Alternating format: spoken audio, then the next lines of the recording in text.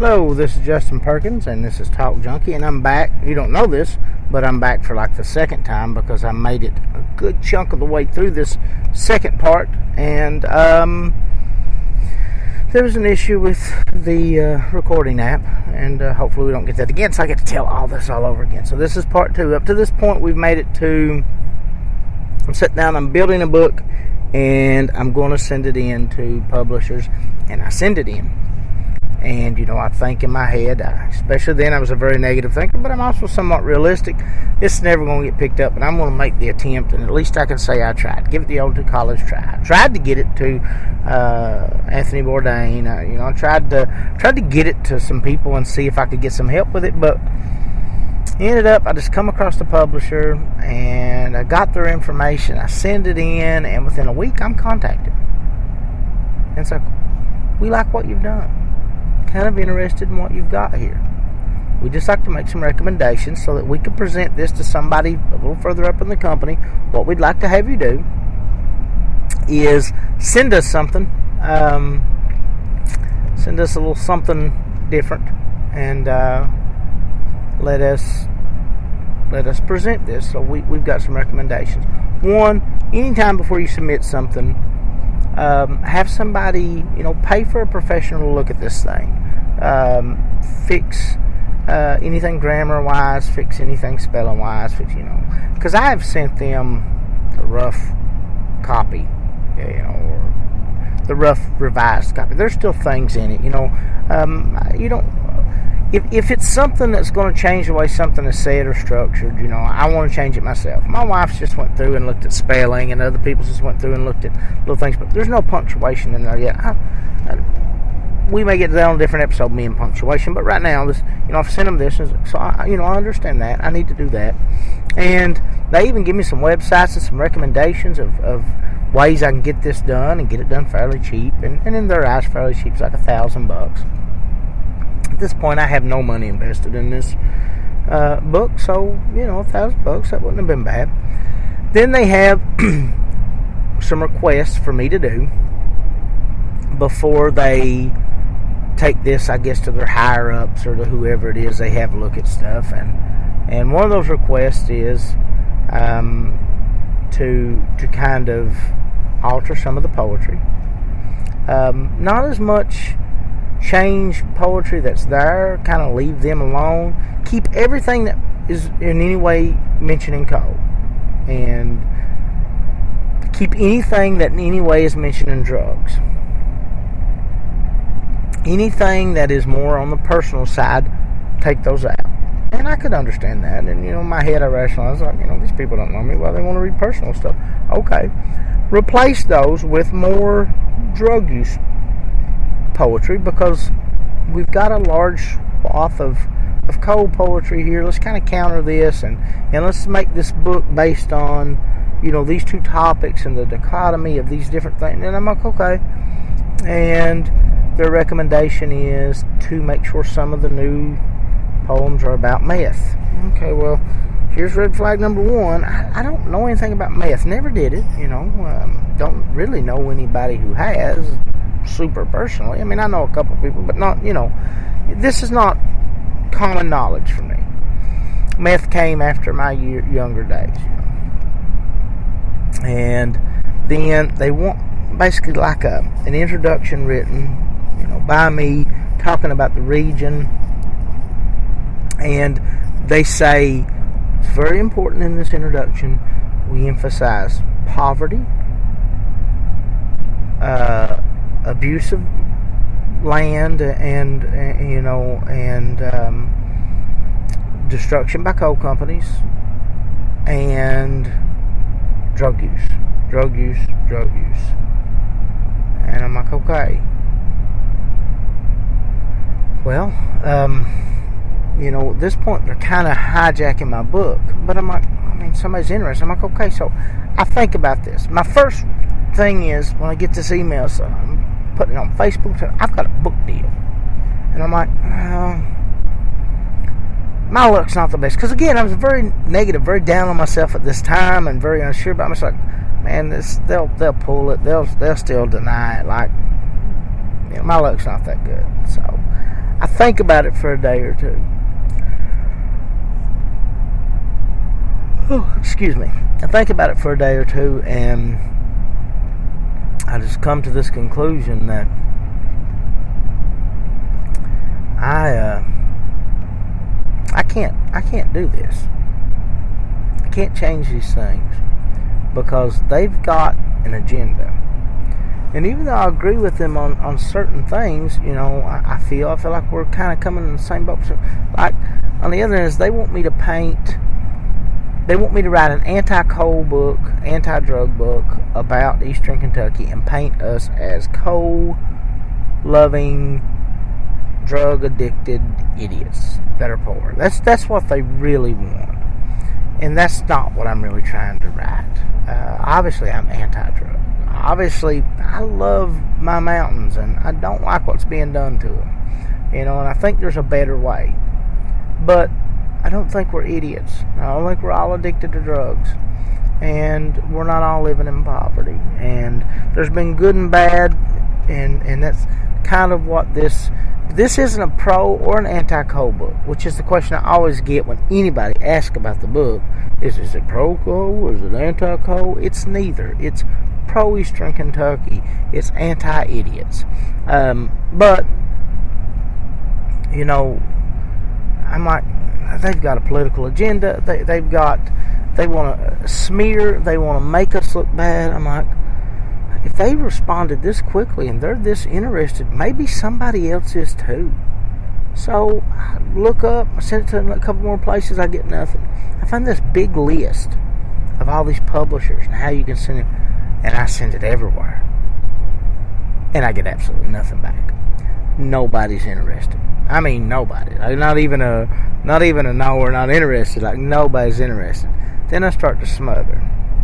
I didn't know about self-publishing and getting this out there. Like, I assumed that cost a fortune, and I just didn't know anything about it. So I did what any real artist with pride and integrity would do.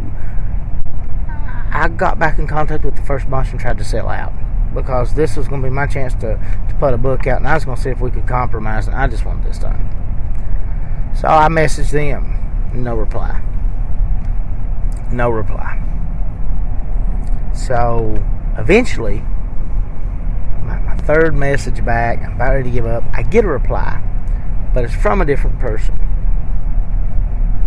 And basically, like, look, we've seen this before. There was interest in the project, but changes would have to be made. I said, let me write you an introduction to the book and send it to you. You guys look at it, tell me what you think, and then we can go from there. And I wrote a couple more poems. And I'd written a poem that ended up getting published in a journal, and but at this time it wasn't published in a journal, called The War at Home. I sent The War at Home, and I sent the introduction. Instant feedback from we love The War at Home. Love it. Okay. Your introduction is not exactly what we're looking for. We can have somebody write that for you. And I'm like, well, I don't understand what you're looking for that I'm not giving you. And, I'd prefer, if it's going to have my, to do it myself. And they're like, well, you can put your name on it. You can rewrite it and put your name on it. We can have somebody write it to give you a guide. And I'm like, nah, okay. Well, I don't understand what I'm missing. They're like, look, you got to separate yourself. You're too emotionally attached to the place you live. And that's possible. That's a real thing. You can't. I'm like, okay. I was like, let me have another crack at this introduction. Give me some kind of examples of what you want. The guy said, and this is all in capital letters, he was very plain about it. Let me be very blunt with you. Drugs, coal, poverty. That's all you need to talk about in your introduction. He said, do it like you're writing a story. It doesn't have to be real and personal to you. Do it like you're writing a story. So that was off-putting to me that it was phrased that way, but again, I was 35, I think. I was right around 35. I don't remember. That's sad. It's been 2 years. Yeah, I was right around 35. I'm going to be turning 36 that year, I believe. I'm bad with dates and time. I believe that's accurate, but I was no younger than 34, and I was no older than 36. I would assume I was right around 35. And I'm like, who's ever going to publish this? This is my chance. Let's at least try. Maybe I'm too close to this. So I write again, and I write something I'm not satisfied with. It doesn't reflect my true opinions or feelings, and to me doesn't add anything to my book. And I send it in, and a woman responds this time. I'm taking over for so-and-so. I've been filled in on the situation up to now. This is much closer to what we want. You're almost there. Go a little heavier on the poverty. And let's mention, we both know things got worse while the Bush years were going on, and let's mention that. And then I'm like, this is too much. I was like, look, that has nothing to do with my book. Like, politics have nothing to do with my book other than local politics. Look, mention a little bit about, around 9/11 and how things got bad, and especially how things were bad through those 8 years, because we're noticing a trend that nationwide there were issues, blah, blah, blah, blah, blah, blah, and it would very much help us market this to another section too. So you're getting, it's helping you get into different areas of marketability, and it's true, and it's important, and and get us some more stuff like the last poem you sent in, and the ward home, and get us some stuff that's rebellious. Be a rebel. Think Che. And at 19 I could have thought Che. I had a Che shirt because I was a dumb 19-year-old. And so I'm like, look, first of all, things are good and bad under every president, but in Eastern Kentucky and economically, we done far better under Bush in my lifetime. Regardless of negatives he did. Pick out something else. Pick out the fact that, we lost family members at war. Pick out the fact that we had family members, affected by that. Well, I can do that, but I can't lie and go, because people from Eastern Kentucky are going to go, well, I mean, hold on. Economically, we boomed. The coal industry, the gas industry, like, the vice president ran Halliburton for all intents and purposes. The energy industry done amazing. Pick a different battle there. And Che was a murderer. So no, I don't want to do that. And they cut correspondence with me, and I didn't get anything back. So now, and this is just over 2-3 weeks time. I'm sitting here and I got nothing. I don't know what I'm going to do, but I've got this thing laid out, and I've got this thing almost done. And I look on, I find people to edit, and I pay to get things done, and this and that. And, I've got, this is pertinent to the story down the road. I've got like 4 or 5 copies of this book on my laptop that it's in different stages, different, everything's different about it. The way it's lined up, the way it's rolled out, all these things. Little mistakes I've made in one that's been fixed in another. This has been revised. So-and-so's looked at this, and so-and-so's looked at that, and this has never been touched. This is the second draft. They're everywhere. They're all over the place. So I've got this computer full of writings, of different versions of this book. And I'm sending them here and there. Then I get on YouTube, The Greatest Inventions of Our Time, and I look up getting a book published, and it starts popping up these self-publishing things. And I find some stuff on what at the time was CreateSpace. It's now Kindle Direct Publishing. And some other sites. And I write these names down and watch videos about all these. And I start going to these other sites. And I actually go on one site and lay the book out with the pictures. Pictures are the wrong format. They came off my phone, blah, blah, blah.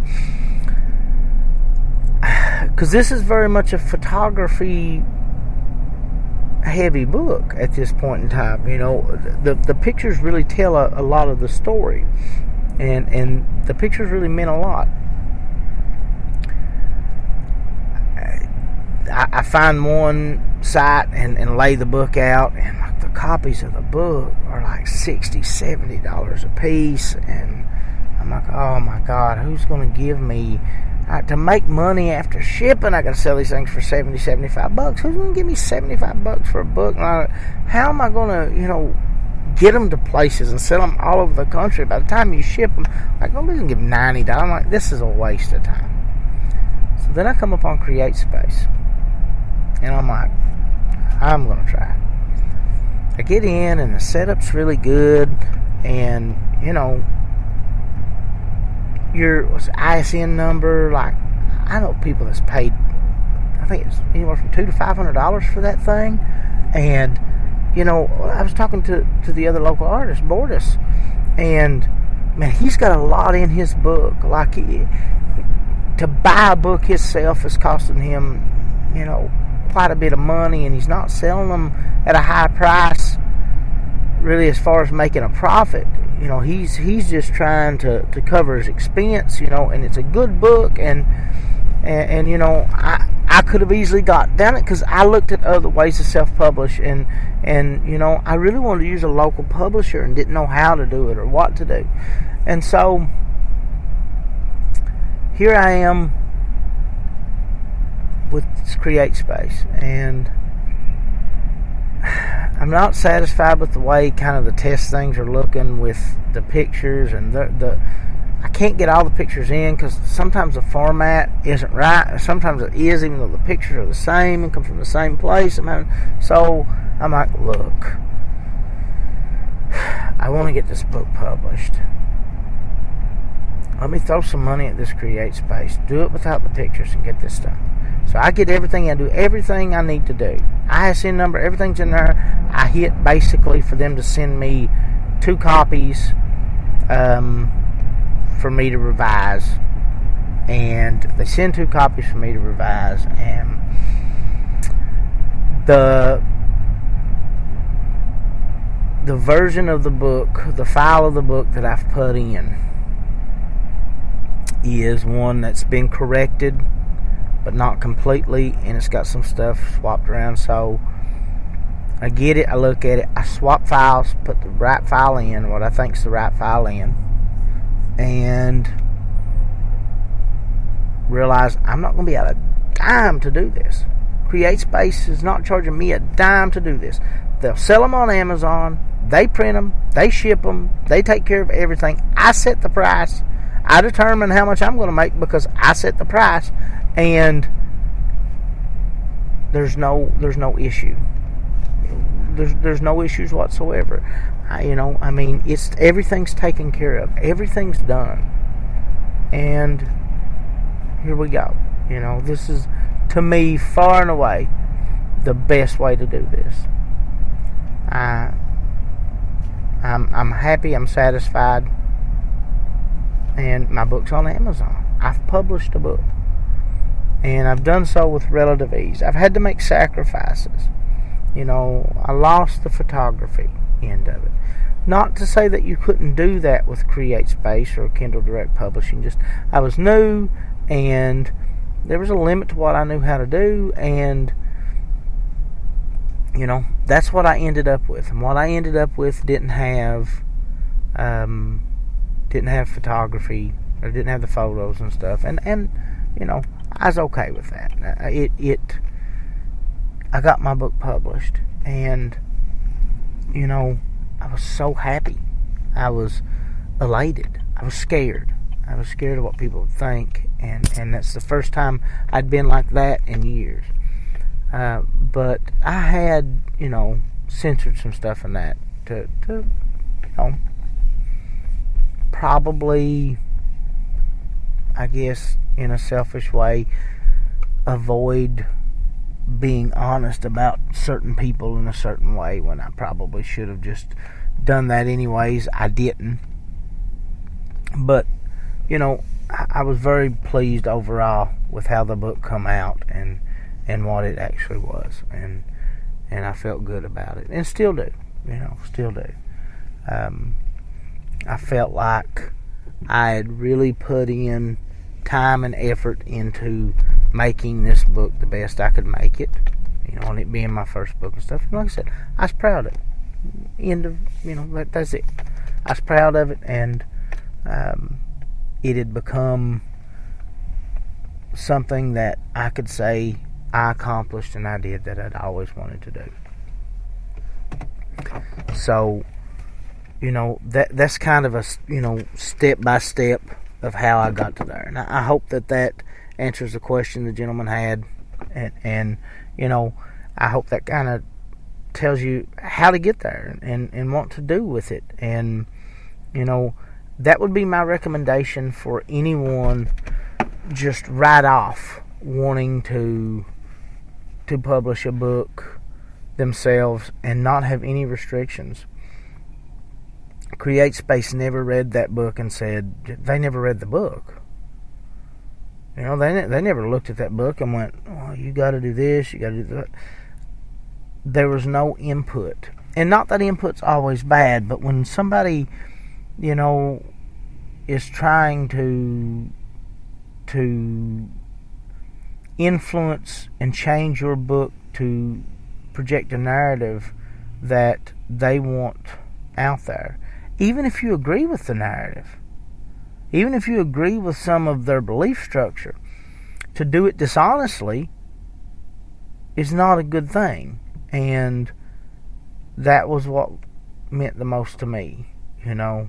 And even after it was produced, you know, the book around here in my local area, you know, there was no response. None of the local, you know, there's a local thing that I won't mention the name of it, but they do a lot of things with authors, you know, but they didn't come running. You know, like I said, I didn't write this spectacular book. I have no grand delusions of, I'm not delusional, and I have no grand delusions of what my book is. It's just a book, and it may mean a lot to me, but you know, I don't think it's any great fine work of art. It's just a book. But eventually, I got the book corrected, thanks to a lady who worked for a college who wanted me to come in for their program. She's like, "Do you notice the mistakes in this book?" And I'm like, "No, I don't. This is going to sound ridiculous to everybody. The only two copies of the book I really had looked at for a long time were the two original copies they sent back, which had mistakes in them because they were a different file. The copy that got printed and sold for the first probably 500-600 books was much worse than the two copies they sent back. It hadn't been touched at all. And I could not find the corrected file that I had paid for. So me and this lady sat down with an English department basically and went through, fixed it. I sent it, changed it through CreateSpace, changed everything. Now my book's fine. Everything's good. I would have probably changed the layout and order of the poems a little bit, knowing some stuff now that I didn't know then. But all in all, you know, I ended up with a great thing. And, you know, that college was somewhat away from here. But, you know, I got to do some radio interviews and things of that nature. And I got to go speak, you know, at my high school, which meant a lot to me. And an English teacher that was very influential and very good to me in school, Kathy Conley, had me come in to her class and speak to them, and that was rewarding. That was it felt good to go back and to go downstate and talk to this this group of kids, this college teacher. I don't know that she's a teacher. I think maybe she worked with this program. Anyway, that this lady worked with in the summers was very rewarding, and those kids especially, because I identified with those kids because they were kids who, I don't know, that I identified without going into things. I identified with them, and that meant a lot. And the first time I seen my book sell overseas, and first time, I made money in pounds, even though they convert it to dollars and send it back to you. Like, that felt really good. That was an amazing feeling. It was one of them things that excited me. And the book's done what the book's done. It's not done anything spectacular. And, I've sold a lot of copies myself, getting them and selling them at, I got to do a signing. Hot Rods Pizza, when I do the announcements on this podcast, because they let us come in and do the podcast there from time to time, and I always thank them. That's me thanking them. That's not an ad. They don't, that's just me thanking them. Because the lady that's running that is big on it. They help artists, they help musicians, they help people trying to do better. And even though people's against them, even though people will try to stop them from doing that, there was an issue with live bands there that was ridiculous. That I'm not gonna get into because it's not my thing and I don't know that much about it, but they try to help people, let me have a book signing there, and we have an artisan center, and this is not a knock on them. They don't know who I am, and I don't mean anything to them, but, I am, to some degree, if not as good as others, a local artist. Nobody reached out. No, and they probably didn't know, a lot of them, but these people reached out, and the lady from this college reached out. And the book sells really good away from here. And I think that first publisher's worry was that book would only sell in this area.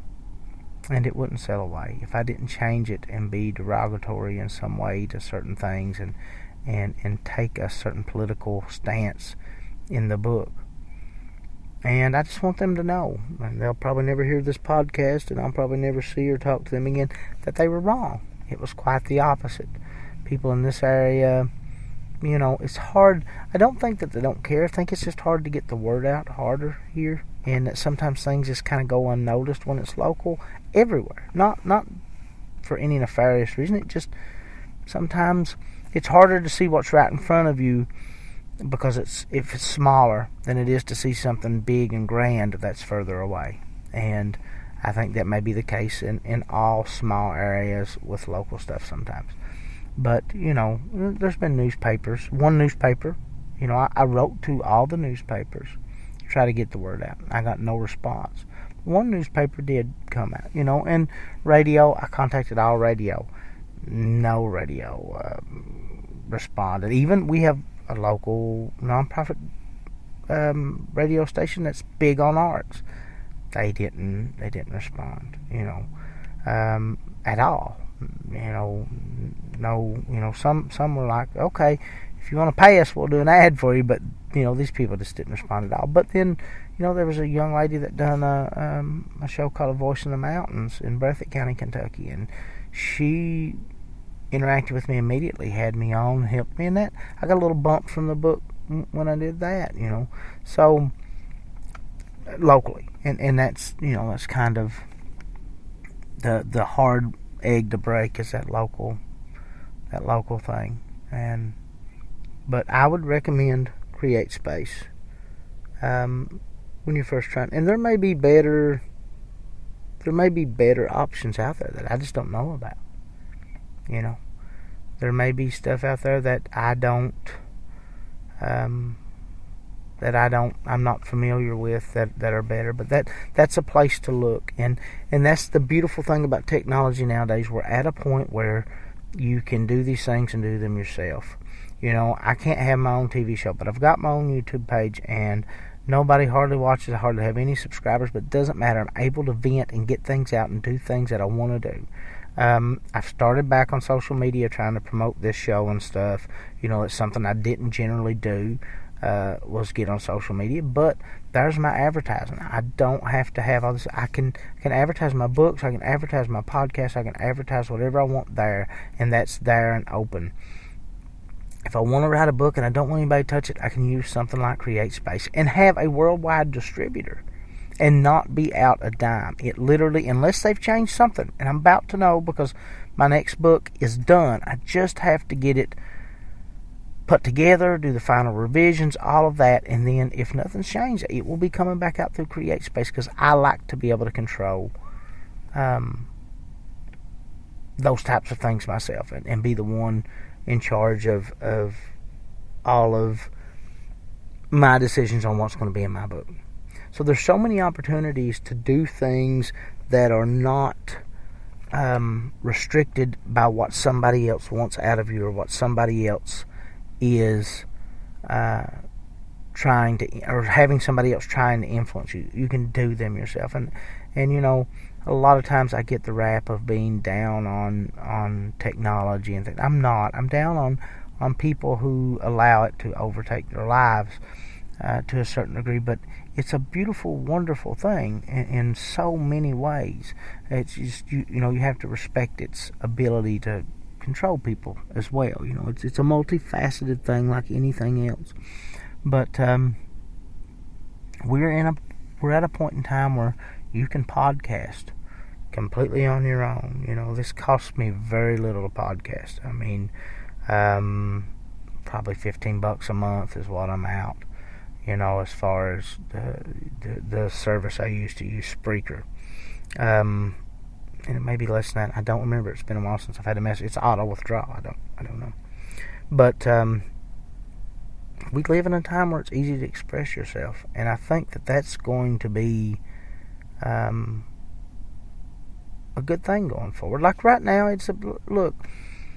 It seems like the minority of people on a lot of subjects have the loudest voice, and you're not getting to hear the majority, but that's just because the majority isn't using the platform.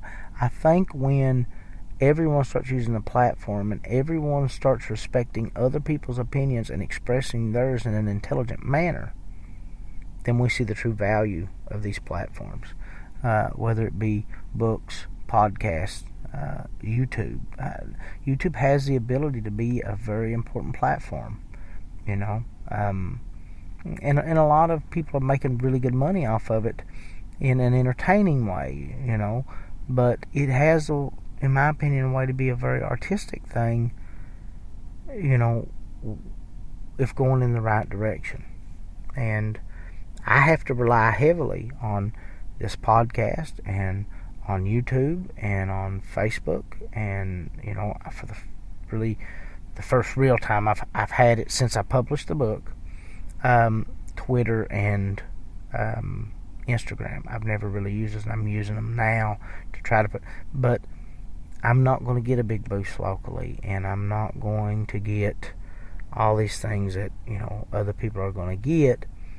So I have to rely on those things, and it's not necessarily a bad thing, but that was long-winded, and that was 2 parts. Probably going to be close to 2 hours, or it'll be a little less than 2 hours, but maybe an hour and a half, something like that. But that is how I wrote the book. Why I wrote the book. The first part, if you didn't listen to the first part, go back and listen to part 1. It's more of how I come to write a book, and then this part was just a very quick kind of what happened when I went to publish it and how I got it published.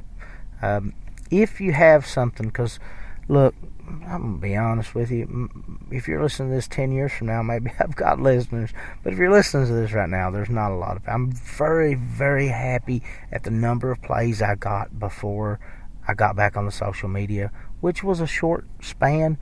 It's not had a huge bump since social media. It's not, but it has had a little bit of a bump, and I don't know where that's from. But I believe it's probably from social media because there's been some stuff shared and stuff like that. But it did decent. Look, I'm just a small show. Like, not a lot of people listen to this. And it's not a lot of people's cup of tea. And I don't know that a lot of people I know are into this type of thing. So I really have to go outside of people I know to find people that are kind of would be into this. But it is doing fairly decent. And, if there's something you want to ask, or there's something you think that I should do a show over, and I'm able or have the knowledge or have the ability, or whatever reason I can or can't do the show, I will if I can. Send me either an email to jperk, J-P-E-R-K, author jperk, author J-P-E-R-K, at gmail.com. Send me something, tell me who you are, what you want to know, or go on YouTube. It's not really happening. These all automatically, not all of them, but I think it depends on which device I'm using, but usually they automatically upload to YouTube, and then I believe they automatically upload from YouTube to Facebook. So anywhere you can leave a comment. My preferred thing is you go to iTunes, get it on iTunes, and listen to it on iTunes. It's available everywhere. It's available on Google podcast. It's available almost everywhere. But my preferred, it's available on Spreaker.com. My preferred is you go look up Talk Junkie on iTunes, download it there, subscribe, and hit like. It's not hard. Hit like. That helps. It's like if you buy a book off Amazon from me, leave a review. It means the world. Trust me. Leave a review. But if you have questions or things you want me to talk about or things you want to say, get to me in that format somehow. I've had about 3 people do that. I've had other people do it, but it's people I know, and it's kind of more like just comments on the show and just kind of talking back and forth through Messenger and stuff like that. The Facebook page is Author J. Perkins. So you can message me through that page. It's not going to be the best way to get me because I don't always check Messenger on that page. But you can go in and comment on something on the show because there's a show page for Talk Junkie on Facebook. And I'll get to it. But there's been 3 people that have sent pretty interesting things that they wanted me to talk about. And one of those things was writing the book. Another guy wants to know about doing the podcast and what I've done to do the podcast. And I'm going to do that one next probably, or within the next couple of weeks. But, it's easy right now to answer people because not very many people are sent. I technically have 3 that have sent in anything. So, do it now while I have time. Because if I was to get popular, I may not have time. That probably won't happen, but, in case it did, do it now and we can get it out there. Before I get off here and leave, I want to go through and thank some people, do some sponsor things and thank some people. Do want to mention Red Spotted Newt in Hazard, Kentucky. That's READ, Red Spotted Newt. New bookstore. I believe, I didn't get an exact date, but I believe, just between me and you personally, be open the 1st of February 2020. Right around that, maybe not the 1st, but right around the 1st there sometime. I believe, if not, sometime in February. I'm almost positive. But great place. This is going to be nice. This is going to be big, and this is really going to do a lot for local authors, and it's really going to do a lot for that kind of scene in Eastern Kentucky. I'm super excited about it. So if you want to get one of my books, I dropped them off there yesterday. That is currently the only place in Eastern Kentucky you can buy my book. Other than that, you have to order it online, wait for it, and not spend money in the local economy. So if you want my book, wait. Don't go to Amazon. Wait. Go to the Red Spotted Newt. Go in there and get it. I just dropped off what I had on me, so buy those quick. Make it sell out. Be the first time I ever sold out anywhere. Make them sell out, so I got to go get more and get them more. But, yeah, if but even if you're not going in to get my book, more importantly, I looked at the books she had. She's got great books. She's got great stuff. Go in. I see some Silas House stuff there. There's going to be a lot of... She's going to have everything. But there's going to be a lot of local artists there. And that's big to me. And there's going to be some artwork and stuff in there. She's already got some in. It's going to be a great store. So go check out Red Spotted Newt on Main Street in Hazard, Kentucky. Go check that out. Chain Reaction, BJJ. If you want to train martial arts, you want to train Brazilian Jiu-Jitsu. If you're in Eastern Kentucky and you want to train Brazilian Jiu-Jitsu, you want to train at Reaction BJJ, or Chain Reaction BJJ in Hazard, Kentucky. Great instruction, great style, blah, blah, blah, blah, blah. Point is, unbelievable people. Your kids are going to be in a great environment. You're going to be in a great environment. It's a positive environment. It's good people.